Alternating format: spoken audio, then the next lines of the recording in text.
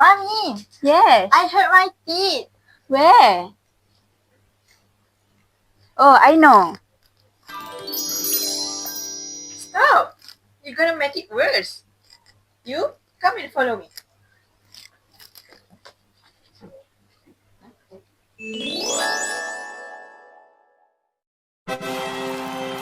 Alright, let's go.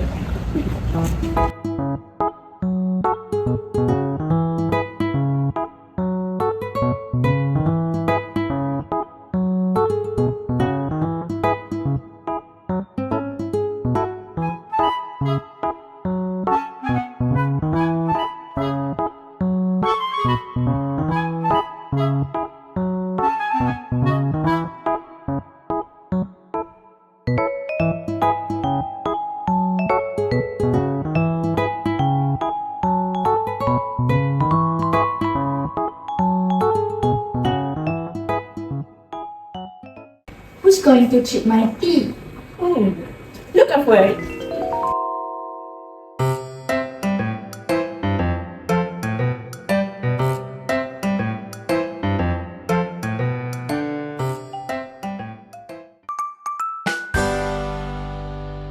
Good morning, Dr. Amita. Thank you for taking the time to speak with us today. Before we start, please introduce yourself and share a bit about your background. Good morning to you too, Alia. My name is Dr. Ramita, and I've been working as a dentist, I think, for 8 years now.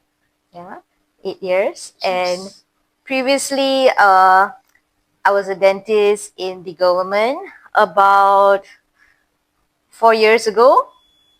Yeah. Oh. So I served in the government for 4 years, and following, I left the government and I joined the private practice. So currently, I've been in the private practice for 4 years. So I started my journey as a dentist first in Ipoh, where I was attached to Klinik Pergigian Kampung Simi dan Restorative.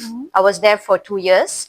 Following, I was absorbed as a permanent dental officer and I was transferred to Sarawak. I was transferred to Hospital Sibu. Oh. Yeah, precisely Hospital Sibu. I was in the oral maxillofacial surgical department. I was a permanent dental officer there. So I was there for close to about 1.5 years or 2 years. Following which, it was during COVID at that time. Following which, I had multiple factors that drove me to resign. Good factors, of course. You know, I was looking for more growth and I felt I was ready to dive into the private sector. So I resigned during COVID, and following I came back and I worked in multiple private dental clinics in Penang, mainland precisely. And following which, it's been a year plus since I'm based now in Kulim. I'm working now in here in Dental Place, Kulim. What is your current work role as a dentist? Okay, currently I am the person in charge for this clinic. I am running this clinic for my boss, who is based in KL, Shah Alam precisely. He has 4 branches of clinic, including Kulim. So I'm currently running this practice for him. Okay, so what inspired you to become a dentist? I wouldn't really say inspired. I would say I got lucky to become a dentist. It's actually a very rewarding career. When I first decided to go for dentistry, it was based more on go with the flow kind of a situation. You know, I was not really sure, like, is dentistry really for me? Is it not for me? I was at a crossroad. I was not sure what to do. And I got a little nudge from my mom, especially my mom.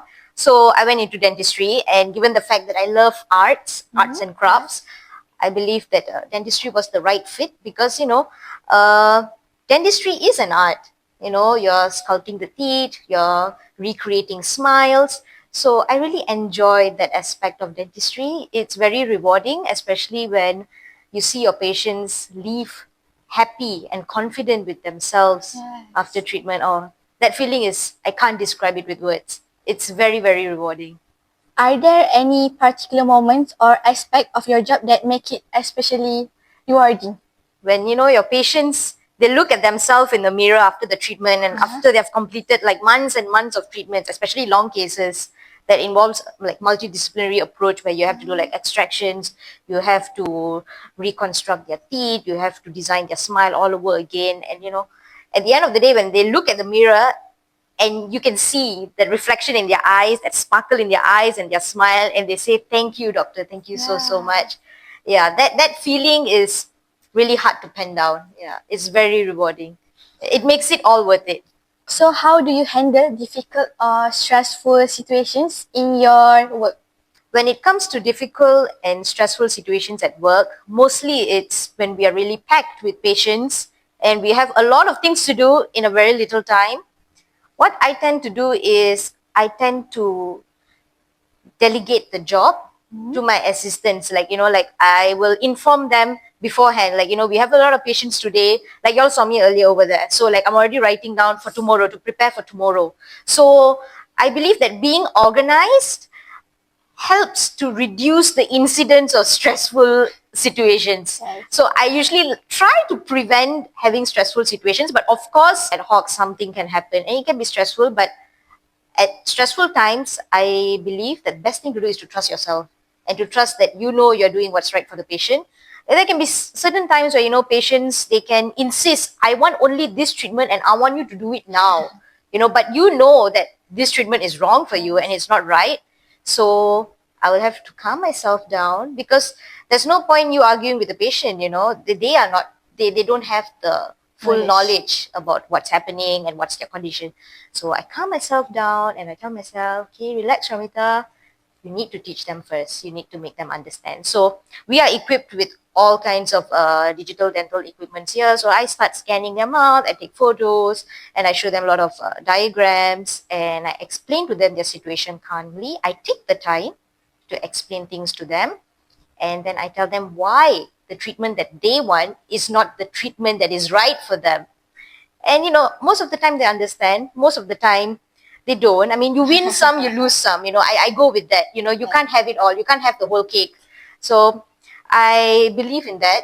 And, we have good days, we have bad days. It's normal. You just got to, life keeps going on, like, Go with the flow. Yeah, go with the flow. Yeah. If someone wanted to pursue a career in dentistry, what qualifications and experiences would they need? Okay, I believe during my time, you needed to get a pre-U done. That means like a basic foundation in science. And you need to get a CGPA of 3.5 and above to enroll into a private dental university. Like I studied in Ames University. So for me, you needed to get quite a high CGPA for you to be able to enroll into dentistry. But I think getting a high CGPA can be done. You just mug up, you learn, you study every day, you be consistent. Yeah, you can get the high CGPA, but end of the day, it's whether, is this really what you want to do?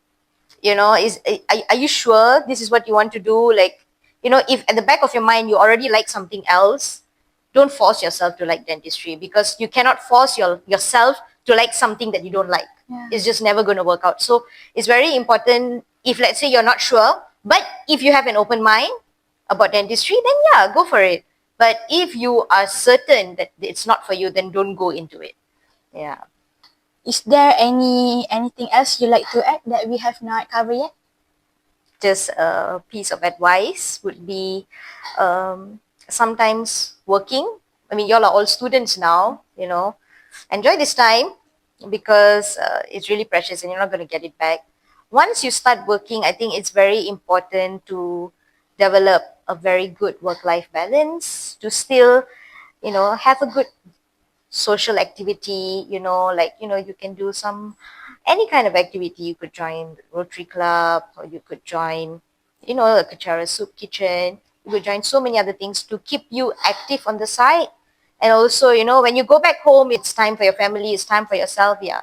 It's very important to have time for yourself, to take care of yourself, to do things that actually make you happy, because only when you are essentially happy, you can actually come to work feeling happy and looking forward for the day. So I would advocate for happiness, whatever that means to anyone. Like, everyone has their own definition of happiness. So only when you're happy, you can actually excel at work. So that's very important. Thank you, Dr. Amita, for You're welcome. sharing You're welcome. with us today. You're welcome.